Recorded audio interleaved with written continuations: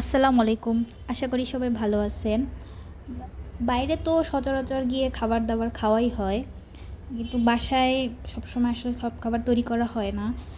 কিন্তু মাঝে, মাঝে আসলে ইচ্ছে করে যে বাসায় কিছু খাবার তৈরি করে আসি। সেটা আসলে বাসায় তৈরি করলে ভালোই লাগে। বাসার টেস্ট আসলে অনেক হেলদি হয়। এর খাবারটাও আসলে ভালো লাগে। তাই আজকে বৃষ্টি হচ্ছিল, তাই খুবই ইচ্ছে হচ্ছিল যে ঝাল, ঝাল করে চটপটি খাই। তাই ঝটপট চলে গেছি রান্নাঘরে।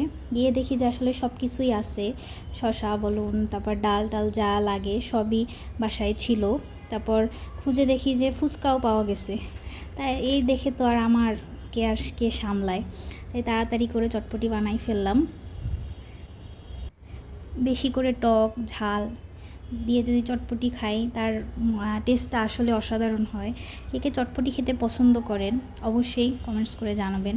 ধন্যবাদ সবাইকে।